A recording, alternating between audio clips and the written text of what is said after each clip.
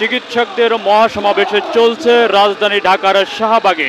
রাজধানী ঢাকার শাহবাগ সড়ক অবরোধ করে এই মহাসমাবেশটি চলছে।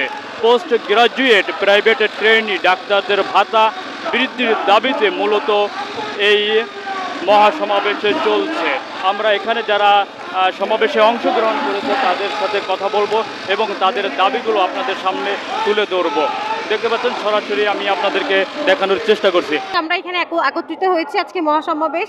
মূলত আমাদের আজকের যে দাবি সেটা হচ্ছে আমাদের যে মাসিক ভাতা দেওয়া হয় সেই ভাতা 50,000 করতে হবে।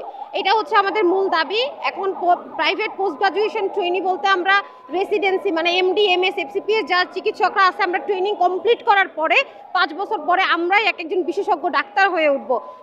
একজন বিশেষজ্ঞ ডাক্তার হওয়ার জন্য আমাদের যে পরিমাণে পরিশ্রম এবং ত্যাগ স্বীকার করতে হয় এটা যেরকম সত্যি, একইভাবে দেশের আমরা যারা বিশেষজ্ঞ ডাক্তার তৈরি হয় একজন বিশেষজ্ঞ ডাক্তার দেশের এক একটা সম্পদ এবং এই দেশ তার সম্পদকে তৈরি করতে ইনভেস্ট করতে চাচ্ছে না। এর চেয়ে দুঃখজনক আসলে কিছু হতে পারে না। দেশের সরকার বা দেশের যারা নীতি নির্ধারক আছেন তারা যদি তার দেশের উন্নতির ক্ষেত্রেই তারা নিজেরাই চরম বাধা হয়ে দাঁড়ায়, এ ব্যাপারে আসলে খুবই দুঃখজনক। একজন বিশেষজ্ঞ ডাক্তার তৈরি হবে এবং এতে দেশের একটা ইনভেস্টমেন্ট, পরবর্তীতে সেই বিশেষজ্ঞ ডাক্তার দ্বারাই দেশের উন্নতি হবে, দেশের মানুষের সঠিক চিকিৎসা হবে।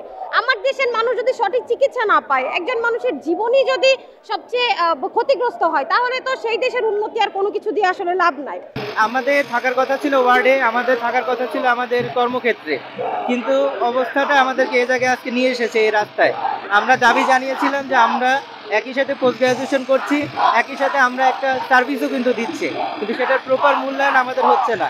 এজন্য একটা সম্মানজনক ভাতা আমাদেরকে প্রোভাইড করার জন্য আমরা বারবার বলেছি এবং সেখান থেকে আমাদের মানে যথেষ্ট সাড়া দিচ্ছে না।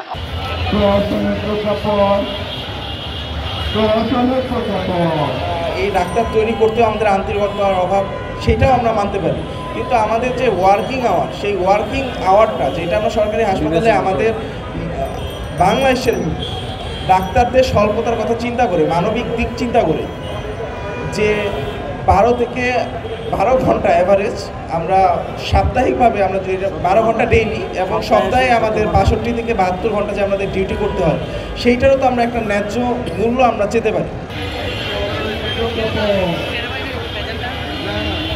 আমরা বিশেষজ্ঞ ডাক্তার হওয়ার যে কোর্সে প্রাইভেট ট্রেনিং হিসেবে আমরা যারা আছি,